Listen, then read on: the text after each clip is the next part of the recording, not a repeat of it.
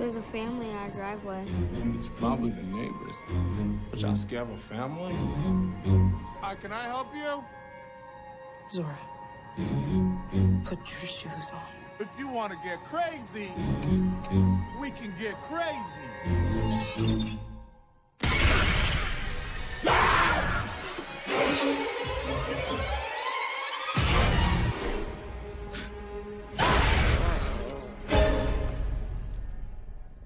What are you people? It's us. They look exactly like us. They think like us. They know where we are. We need to move and keep moving. They won't stop until they kill us. Aloha, this is Trinidad, the Island Man, your Island Man, coming to you live once again from beautiful Hawaii here on the island of Oahu, bringing you, yes you, the best movie reviews on the entire island of Oahu. And yes, again, this is Trinidad, the Island Man, your Island Man. And last night, Thursday night, March 21st, I saw the opening of Jordan Peele's new spooky movie, Us. Now, as you know, this is his follow-up to the monumental, successful movie, Oscar award-winning movie, at least for screenplay, of Get Out. And, well, without further ado, remember our rating scale. Shock a thumbs up. It's good to see. I recommend it. Shock a thumbs down. It's bad to see. It's junk. I don't recommend it. And ultimately, for Jordan Peele's follow-up movie to Get Out called Us, it is ultimately a shock a thumbs down. Now, that is not to say that this is not a good movie. It is directed well. It is written well. Lupita Nyong'o is phenomenal in this movie. How she does not have an Oscar yet, I'm not sure, but I am sure in the future she certainly will. Because she carries this movie, essentially. Pretty much she is the star front and center of this movie. She handles all the action, and she sells the drama, the fear, the tension, everything with this movie. There is no flaw in her performance. And also Winston Duke, both Lupita Nyong'o and Winston Duke, starring together again, first time since Black Panther. And he does a really good job in this too. We get to see his talents. I just don't like the character that he was portraying, or at least the way that he portrayed it. If there is a quintessential nerdy white guy role, Jordan Peele is doing a phenomenal job in, breaking all the stereotypes and typecasting. However, Winston Duke as kind of a, the nerdy white guy / black guy, that would seem to be more fitting in, a Tyler Perry film. But that being said, Winston Duke is a good actor. He does the best that he can with this role, and he sells the fear, as well as Lupita Nyong'o. So, and Jordan Peele knows what he's doing. He's going against typecast. We have a very strong female protagonist and villain in this movie. So that is exceptional right there.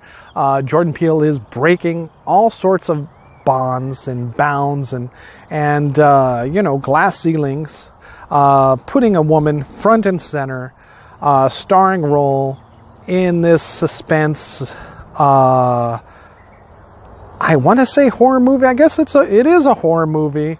It just, again, just like Get Out, it was not scary to me. There are elements of fear in this movie. A maniac, several maniacs. as you've seen in the trailers, with a knife, with, attacking a family. And as you've seen in the trailer, these are what appears to be doppelgangers, carbon copies of the family that they are attacking. But again, despite the great performances, despite how well written and directed this movie is, I still personally, it left me flat, so I have to give it a shock of thumbs down. As many of you remember, a year ago, 2 years ago, whenever Get Out came out, again, I gave that a shock of thumbs down as well, even though it did fantastic at the box office. And I think this one will do as well. However, I don't think it'll do as good as Get Out. I think Jordan Peele, a lot of Get Out was social commentary on maybe the black experience in America and how it's perceived, and not the overt, but the covert racism and prejudices in American society. This one, I feel like he's hinting at it a little bit, but this is not the thrust or main point of the story. And I am ultimately confused as to what the point of this story was. I guess he's trying to make some kind of statement that there is good and evil in all of us, and that there is some type of,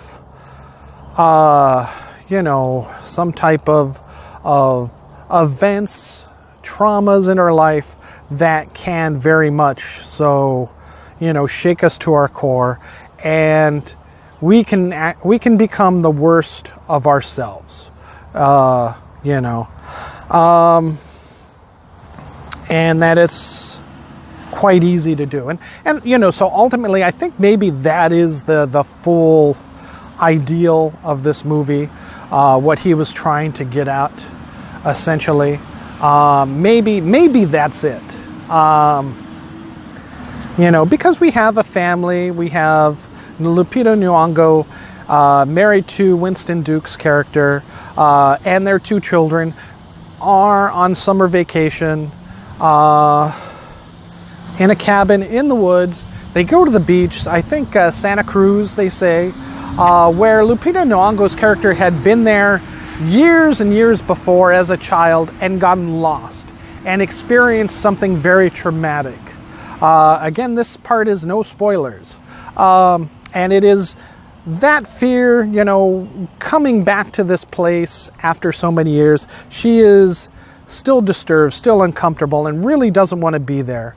But that aside, even if she wasn't there, all of these events would have happened anyways, because it was all set in motion back from when she was a kid. So,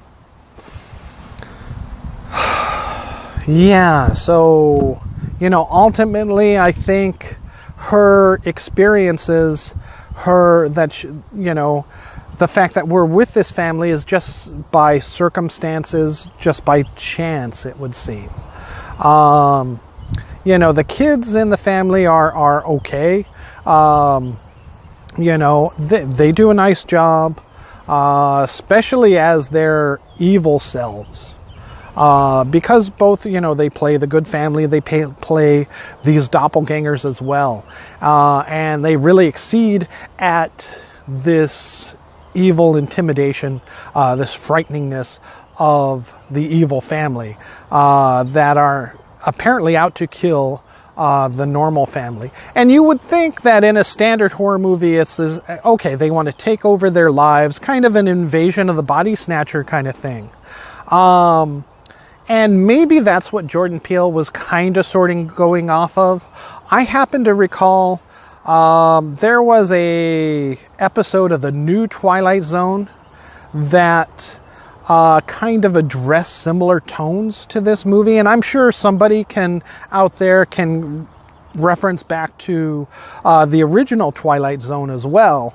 that, oh, you know, this had similar feelings to this movie, somebody being replaced. And I do recall an episode here and there featuring something like that, but I can't bring it to mind at the moment. And additionally, Outer Limits episodes as well.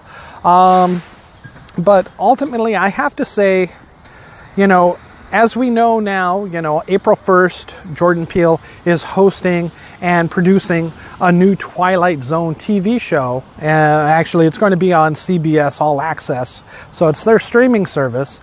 And that should be really, really good.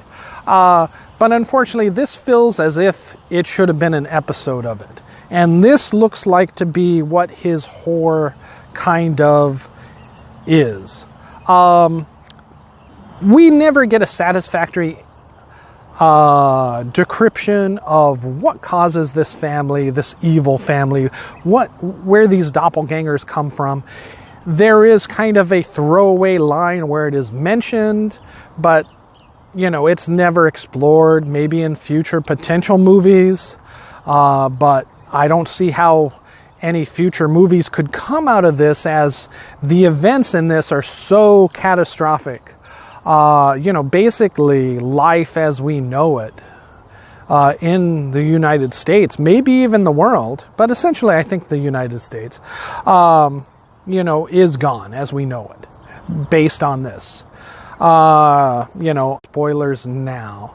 Okay, hold on. But essentially the major problem with this movie is that Jordan Peele seems to want to meld in some type of scientific explanation.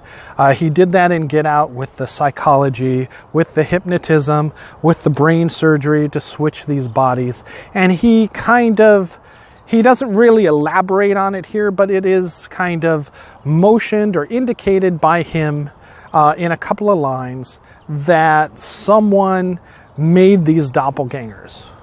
That it wasn't the event of some supernatural event, alien technology, alien influence, like Invasion of the Body Snatchers. No.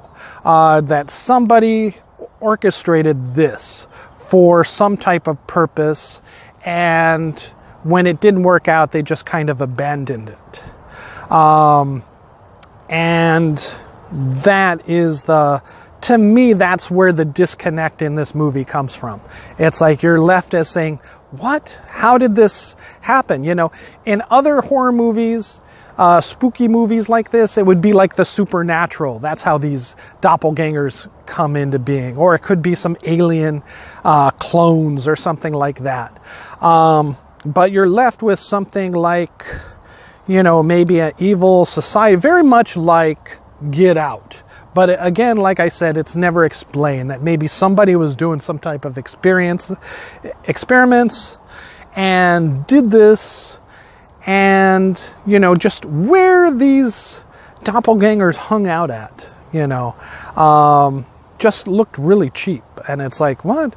You know, it looked like some type of scientific facility. Basically, it looks like, oh, okay, we got this setting here in the subway system. Let's go ahead and shoot here for these scenes. Maybe they were running out of money at that point. I don't know. But I think, you know, something could have been done to make it a little bit more oomph, for bang for the buck in that case. I'll go into spoilers. This is spoilers starting now. Spoilers. Why I feel it's a Shaka thumbs down is, again, because it's not some mystical, some supernatural, some alien event. This seems to be man-made.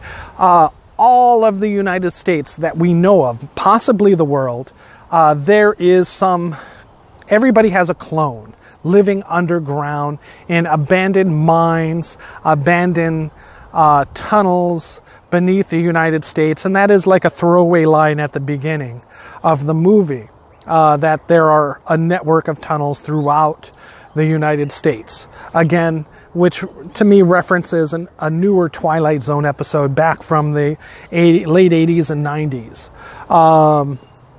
where David Carradine goes down into a mine shaft and is attacked by, we never see who or what, but we know that he is killed. So this felt very much like this. But apparently everybody has these doppelgangers. They eat rabbits, and you see white rabbits at the beginning of this movie, and they eat them raw. And that seems to be their only food source in these tunnels. Where these rabbits come from, I guess they're raising these rabbits. Where they get their clothing, their textile, their weapons. Apparently there's an entire society of like Morlocks living underground. However, they have, we cannot understand what they're saying. They seem very animalistic, these doppelgangers, these clones of everybody in the United States, possibly the world. And, to have never been noticed, to have never been found or discovered by accident or something is just too much for me to give it a pass. And then the explanation to just be washed away in like a throwaway that, oh, they made us, so that we could control people up on the surface. Because it's like by controlling us, then they could control their actions, whoever this mysterious us is. So maybe the us is, it's not us as we're our own worst enemies, but it's us as in this shadow organization. Who knows? I just thought of that. Maybe that's what he's implying, this Illuminati behind all this. Perhaps the same society in an alternate timeline, alternate dimension, who had done the Get Out experiments and brain swap people. Again, very much talking about control of people. Those are the only similarities with Get Out. And the fact that the rabbits, white rabbits, thinking Alice in Wonderland, as you're going underground through the looking glass, we see reflections of people, foreshadowing people's doppelgangers, their doubles, seeing your reflection, your double in the mirror, being the exact opposite of you, a crazed killer, but as it turns out, very much like you, very much like yourself. Maybe even too much for some people to know the difference. Remember that song in Get Out was like Run, Rabbit, Run. That one of the evil family was playing in their car. Just made me think of these white rabbits in this one. So that seems to be a tying theme together with Jordan Peele's movies. Again, so everybody in the United States has this doppelganger, and on this one night, they take over the United States. They kill as many people as they can, their doubles, and essentially take over. To do what? We never know. But they're tired of living in the shadows, living underground. Now they've come up to take over. And essentially they do. And the major twist of it that everybody is saying, oh, this reminds me of M. Night Shyamalan, is that Lupita Nyong'o's character, when she had met her double as a child, her double actually took her place. And so who incites the violence is actually the good Lupita Nyong'o rising up to try to maybe take her place back, she says, in the sunshine, in the daylight, not in the darkness anymore, underground.